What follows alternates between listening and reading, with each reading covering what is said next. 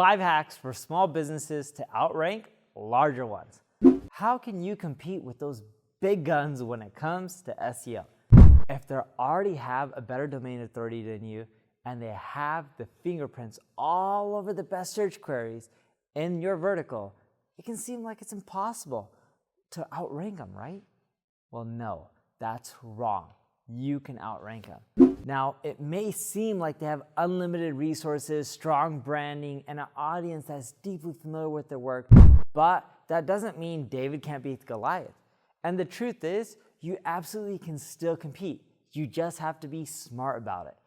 That means not just going after the biggest, most important keywords within your industry that has major players already sitting at the top. Because if you do that, it's going to take a very long time. You're going to be playing their game and it's going to be harder to win. What you need to do is make them play your game. Remember, these are big brands that we're talking about here, massive corporations. And although they're stocked with resources, they're not agile. And if you look at the output that they produce for how many people they have, it's actually not that much when you actually look at it as output per person. Because there's a lot of politics, there's a lot of things that just make things move slowly. Let's dive into 5 ways that your small business can supersize your SEO strategy and maybe even compete with some of the biggest names in your industry. Hack number 1, focus on UX or user experience. Think SEO and UX don't go hand in hand? Think again. According to Google's head X of web spam, Matt Cutts, he once said, all those kinds of things that are generally good for users, that's probably worth a lot more of your time and attention than thinking about the amount of PageRank or anchor text that'll flow from multiple links on a page. Google pays attention not just to keywords and links, but how people click on your website. And if your UX is terrible, you simply will not rank really high. Some important aspects to keep in mind when you're talking about UX is my website credible? Is it professionally designed and up to date? Is there content that my audience can quickly read to figure out if they want to stick around on my website or not? Are my prices transparent? Are my products and services described in a clear and uncluttered way? Check off those from your list or hire a third party to perform a UX audit. Technically, my ad agency, NP Digital, can do that for you if you're interested as well. Hack number 2, work on your social presence. 2 tips in a row don't even include SEO. Strange, right? Except both UX and social media can play a central role in your SEO, just not in your traditional way. Just think about it this way.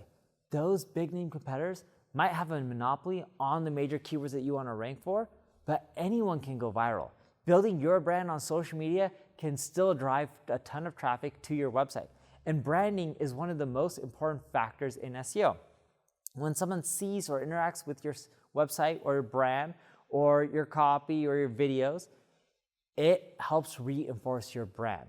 And they call it the rule of 7. It takes roughly 7 interactions for you to generate more evangelists and loyalists when it comes to your brand. As the ex-CEO of Google once said, Eric Schmidt, he once said, brands are the solution, not the problem. Brands are how you sort out the cesspool. So the bigger your brand, the easier it will be for you to rank on social media, and this will help your brand get out there. I post on social media all the time, Facebook, Instagram, TikTok, and every time I do, I make sure to incorporate my agency's websites into the mix in some way, whether it's a link in my bio or feature in the actual post itself, or just mentioning it like I did on this video. Why? Because even though it's not a keyword or a backlink driven strategy, it's still driving traffic to my website because then people start going directly to you, which helps people get to know my company's brand name, NP Digital, and we start getting literally thousands of people searching for our ad agency on a monthly basis. May not seem like a lot, but when you're dealing with Fortune 500 companies, each search really does help. And the best part about social media is that you can quickly pivot to another platform if one of them isn't working as effectively as you would like it. Hack number 3, use canonical tags. Need to avoid duplicate content? It's an absolute SEO must. And the big companies over time tend to create a lot of content on the same topic over and over and over again, which causes Google to be unsure which page to rank for a popular keyword. For example, if I have a page on the beginner's guide to SEO, and then I have another post on a guide on how to get started with SEO. Both are pretty much the same thing. They're talking about how to do SEO or get started if you're a beginner. So Google doesn't know which one to rank. You want to use rel canonical tags to get rid of your duplicate content on your website. And ideally, you want to be combining the pages that have similar content into one URL and do a 301 redirect. This will just help you generate more traffic in the long run. Hack number 4, optimize your local listings. Remember what I said earlier about how almost half SEO searches are local ones? That just goes to show how important local SEO is. A huge part of it is to create local search listings, especially for small businesses. Remember, you can't just go from big industry head keywords that everyone is searching for from day one. Focus on what you can control, your local listings. This should include high-quality images, up-to-date hours, extensive product listing, and specific creative content that reflects your brand and what you have to offer. Any inconsistencies with your local SEO listing can create issues for you, not just with Google crawling and listing your page, but with your audience actually not being able to find you. I see a ton of super small businesses struggle with this. Inconsistent naming, wrong address, stuff like that. It's super easy to fix and it's preventable, and you shouldn't even have these issues in the first place. And best of all, you want to get a lot of reviews. The more 5-star reviews you get, the more likely people are to click on your website. And even if your company isn't local to one specific region, you can create localized pages to go after all the major cities where your clients are. Hack number 5, write detailed content and refresh it often. I want to emphasize the refresh it often. You want to stand out in your niche? Becoming a thought leader is hard work, but it can pay off big. And writing a lot of content, especially long-form content with high-quality keywords and links, is essential to get ahead, but you also need to refresh that content on a regular basis. That's what a lot of big companies don't do. We see this at our ad agency, NP Digital. A lot of the big companies that hire us, they create new content, but they forget to refresh the old ones, and then they're like, wow, we're refreshing them, we're getting way more traffic, and it's much more affordable, and it's much better ROI. And it's like, yeah, you need to focus on that. But don't just write massive long-form articles and assume this is what Google wants, and if you refresh them, it's going to be fine. Remember, Google prioritizes experience. So not just refreshing content, but getting your message out as short and as quick as possible. Sometimes that could be in 100 words, sometimes that could be in 500 words, sometimes that needs to be 5 or 10,000 words.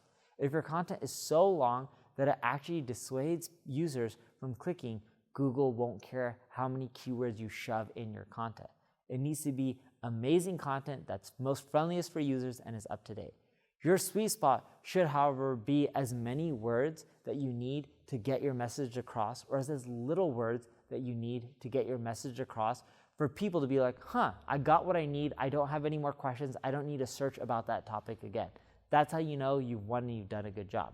And if you keep refreshing your content, although I've mentioned this time and time again, it can really get you a lot of traffic. Now, I also want you to check out your competition's content about similar keywords and make sure you are trying to find new ways to outrank them and assert yourself as an industry leader. Now that you know these 5 hacks, you should be able to really take off when it comes to SEO and beat these big companies that have bigger brands than you. Trust me, I've done it, it works. We do it at our ad agency, NP Digital, for both large companies and even startups to mid-sized companies. So if you need help with this, check out our ad agency. If you have any questions, leave a comment below. If you enjoyed the video, like it, share it, tell people about it. Thanks for watching.